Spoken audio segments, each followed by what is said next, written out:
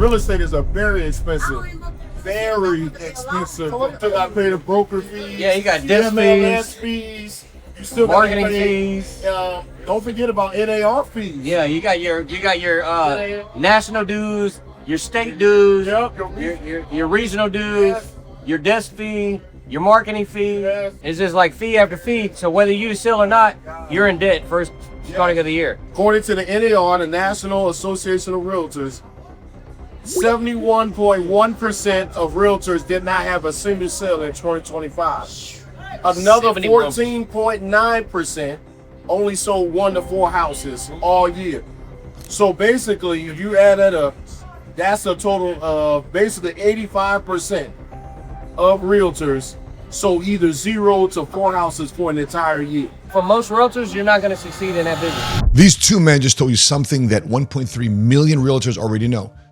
They keep it to themselves in what I call moments of silent desperation. And here's what's interesting. I said the same thing in 1999 when I left the Marine Corps as a single father, and I had to decide where to invest my time. And today, Patrick and Lester are confirming every word and every thought I processed to make the decision from where I am today. And what we exposed in this conversation we had over the weekend, it's the 9th law of God's economic code. So please drop 0 in the comment section below if you've ever woken up on January 1st or the beginning of the month and felt like starting all over again. And it's nasty. Drop 0 in the comment section below. Let's break this down starting in 3, 2, 1, let's go. Who are we? Hey, 7-figure squad. What we go? Run it up, run it up. What's cracking, everybody? My name is Smart Guy Matt Zapali here, hailing to you from Dallas, Texas, and welcome back to another episode of the 7-Figure Squad YouTube channel. This channel is for people who want control over their money, their decisions, their future. This is faith-based, real-world proven. That's you. Welcome home. So this is episode 9 of God's economic code. 9 laws, 1 system. We talked about order, capacity, freedom, structure, multiplication, ownership, discipline, counsel. And today in episode 9, we discuss time. That's right, time. And here's what scripture says about time. In Psalms chapter 90, verse 12, says, "Teach us to number our days that we may gain a heart of wisdom." God said, number your days, not waste them, not trade them one transaction at a time. He said, number them, because time, unlike money, never compounds backwards. Listen, I've lost a lot of money before. I've never been able to find a store that sells me more time, because you can recover from a financial loss, but you cannot recover a year of your life. Proverbs chapter 6, verse 6 says this, "Go to the ant, consider its ways, and be wise. It stores provisions in summer and gathers food at harvest, and the ant just doesn't work hard. The ant stores while it works. That every hour something accumulates. Every season something compounds." By the way, ants are very good at working together as well. Most commission earners are the opposite of the ant. You work, you close, January 1st or the beginning of the month, 0. Nothing is stored, nothing compounding, just a reset. I got to hit quota again this month. See, that's not stewardship. I consider that survival. And when I left the Marine Corps as a single father, no college degree, I had 3 choices in front of me. I could potentially become a real estate agent, a loan officer, or become a life insurance agent. Now, I didn't pick randomly. I studied the lives, not just the income. What does a successful realtor's Saturday look like? What does their January look like? Their December look like? What does their 60s look like? Then I asked the same question about the insurance agent. And their lives looked completely different. And I chose the life I wanted, not because the income I wanted to earn, but the life I wanted to live. And that was 1999, 26 years ago. Now, Patrick and Lester are about to show you from a conversation we had this past weekend why I made the right call and also why they're making the right call. So in the comment section below, drop the word life if you've been choosing income without thinking about the life that comes with it. Now, let me introduce you to Patrick Wilbanks. So proud of him, 17 years in real estate, based in San Antonio, Texas. Now, Patrick wasn't failing, he was succeeding. He had recruited over 80 agents into his real estate brokerage, put $165 million of transactions in real estate in just 7 months. And then some stuff happened. And so after that, it was just like, it didn't really make sense to have that much liability versus I could get into this industry, have no overhead, reduce my liability tremendously, and take the same builder model and go out there. And now, instead of just helping somebody in one city, I can help people all over the nation. I got agents in, Mississippi. I've got agents in now Minnesota. I've got, and so we're building all over. Same builder, same guy, same model, same skill, no overhead, no geographical limit. Now here's the time doctrine inside that pivot. In real estate, Patrick's time was consumed, locked to just one city, one market, one closing at a time. In life insurance, he's finding that his time is multiplying, that every agent he builds multiplies his reach, that every family he helps builds income that continues whether he's working or not. See, the insurance business is a residual income business. That's not just a career that's getting better. That's time working for you instead of against it. Please drop the word residual in the comment section below if you're ready to stop starting over every January and every month from zero again. Now, Lester Clancy, 20 years in the Army, real estate investor since 2010, licensed realtor since 2022. See, Lester didn't just dabble. He was deep in the industry from multiple angles as an investor as well as an agent for over a decade selling real estate. And here's what Lester discovered about the fee structure that most people never calculate. Still got to pay the broker fees. Yeah, you got desk MLS fees, fees. You still got marketing to pay, fees. don't forget about NAR fees. Yeah, you got your national dues, your state dues, Yep, your regional dues, Yes. your desk fee, your marketing fee. Yes. It's just like fee after fee. So whether you sell or not, you're in debt first starting of the year. You see, whether you sell or not, you're already in debt. Think about that in light of the National Association of Realtors data. 71% of realtors, 0 deals. 14.9%, 1 to 4 deals. 85% of licensed realtors in America are paying fees to an industry that isn't paying them back. But here's what Lester found out on the other side. I spent 17 years in real estate, and you're not building a residual income. But for every person that I help, every single household, every person in that household, I'm building residual income because the insurance companies, they need my assistance to help follow up with these people and stuff like that. So I'm building an income on top of an income. Same database, continuing the relationship, same trust, but now every person under that roof is an opportunity because everybody's got different individual needs, not just the house, the whole entire family. And for how long? For how long as they need protection? How long do they ever need to plan for retirement? However long they need to plan for their financial future. See, that's not just a transaction. That's a relationship that compounds over time.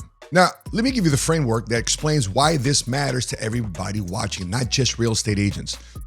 I'm talking to life insurance agents. I'm talking to anybody that trades time for money, architects, engineers, that you have a firm, you're a solopreneur. This applies to everybody. There are 3 types of time investment. Most people don't know one. Type 1 is linear investment of time. You go to work, you get paid, you stop, the paycheck stops.